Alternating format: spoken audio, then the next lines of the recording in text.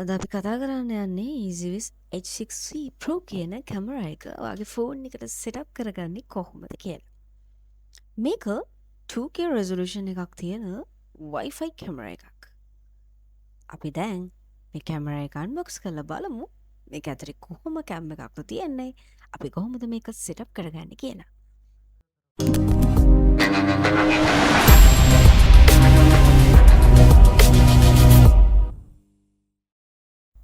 Camera එක unbox කරාට පස්සේ ඔයාලට මෙන්න මේ වගේ කැමරා එකක් බලා ගන්න පුළුවන්. මේක තමයි කැමරා එක. ඒත් එක්ක මාට පවර් ඇඩැප්ටර් එක, කේබල් එක, ස්ක්‍රූ සෙට් එක,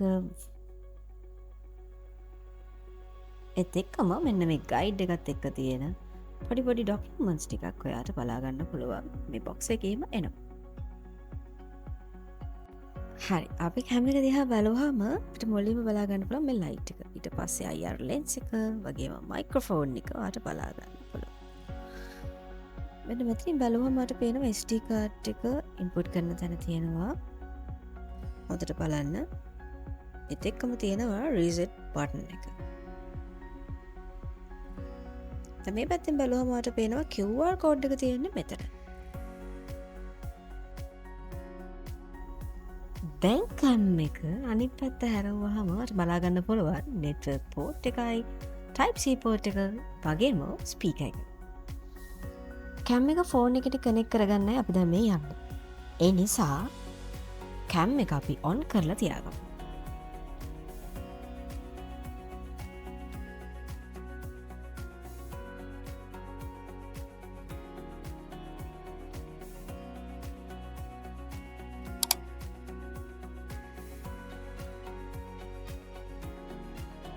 Please use EasyViz app for device Wi-Fi configuration.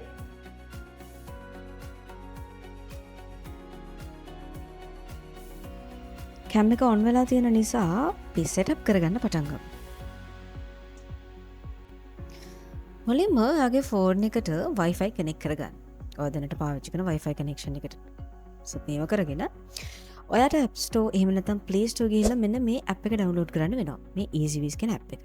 download කරාට පස්සේ ඔයාට තියෙන එක open කරගන්න. ඊට පස්සේ ඔයාට එනවා මෙන්න මෙහෙම region එක select කරගන්න කියලා. එතනින් ශ්‍රී ලංකා කියන එක select කරගන්න. select කරාට පස්සේ next කරන්න. එතකොට මෙන්න මේ වගේ වෙල්කම් පෝර්ටල් එකකට එනවා. ඔයාට තියෙන්නේ ඔයාට දැනට account එකක් තියෙනවා නම් මේකට already යන්න පුළුවන්. එහෙම නැත්නම් create new account දීලා account එකක් create කරගන්න. account එක create වුණාට පස්සේ මෙන්න මේ විදිහට home screen එකක් එනවා. මෙතන තියෙනවා add device කියලා. මෙතනින් ඔයාලා තියෙන device එක add කරගන්න. එතකොට මුලින්ම ඔයා මේ cameras කියන එක select කරගන්න ඕනේ මේ උඩින්ම තියෙන. ඊට පස්සේ allow දෙන්න. දැන් ඔයාලට තියෙනවා QR එකක් ස්කෑන් කරන්න. ඔයාලට මතකද මම කැමරාව පෙන්නද්දී මෙන්න මෙතන QR එක තියෙනවා කියලා පෙන්නුවා. අන්න ඒ QR කෝඩ් එක තමයි දැන් ස්කෑන් කරන්න ඕන.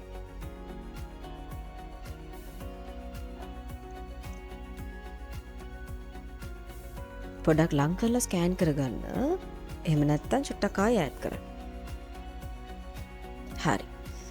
දැන් ඔයාට allow දීලා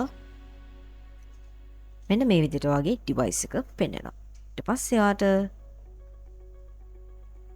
මෙන්න මේ tick එක දාලා next කරන්න. ඊට පස්සේ ඒකෙත් next එකට ගිහිල්ලා මෙන්න මේ දෙවෙනි එක ක්ලික් කරන්න. දැන් එනවා ඔයාට මේ කැමරා එකට දෙන්න ඕන Wi-Fi එක select කරගන්න. select කරගෙන Wi-Fi password එක දැන් add කරගෙන ආයෙත් next කරන්න. Connecting to Wi-Fi. Please wait. Wi-Fi connected. දැන් Wi-Fi connect වෙලා තියෙන්නේ.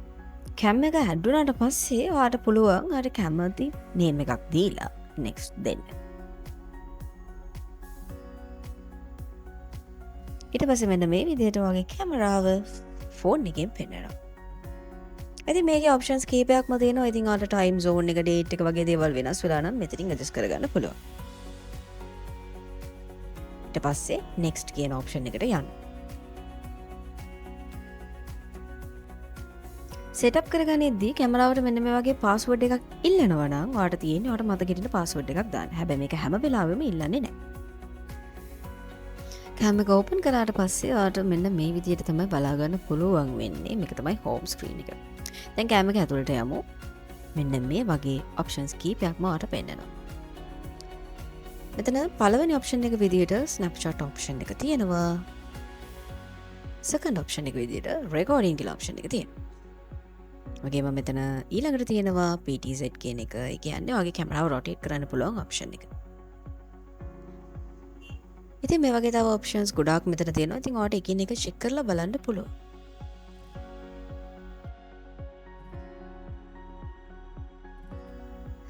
දැන් කැමරාවේ උඩ කොටසට ආවහම ඔයාලට සෙටින්ග්ස් කීපයක්ම බලා ගන්න පුළුවන්. මේකේ මේ සෙකන්ඩ් ඔප්ෂන් එක විදිහට ලයිව් වොයිස් කියන ඔප්ෂන් එක තියෙනවා. ඒ වගේම බලන්න මයික් එකත් මෙතනම තියෙනවා. ඉතින් කැමරාව ඔයාට ලොකු කරගන්නත් පුළුවන් මේ විදිහට බලන්න. එහෙම නැත්නම් අර නෝමල් අපි තියාගෙන හිටිය විදිහට තියාගන්නත් පුළුවන්. දැන් බලන්න මෙන්න මෙතනට ගියාම තියෙනවා settings එක. ඒ කියන්නේ advanced settings තමයි මෙතන තියෙන්නේ. Wi-Fi settings, එතකොට cloud settings, එතකොට delete option එක වගේම reset option එක උඩ මෙතනින් බලා ගන්න පුළුවන්. මෙන්න මෙතන තියෙන්නේ share. ඒ කියන්නේ ඔයාලට මේ කැමරාව කැමති කෙනෙකුට share කරන්න පුළුවන් option එකක් මෙතන තියෙනවා. ඉතින් මේ විදිහට තමයි setup කරගන්නේ. ඉතින් මේ වීඩියෝ එක ඔයාලට ගොඩක් ප්‍රයෝජනවත් වෙන්න ඇති කියලා අපි හිතනවා.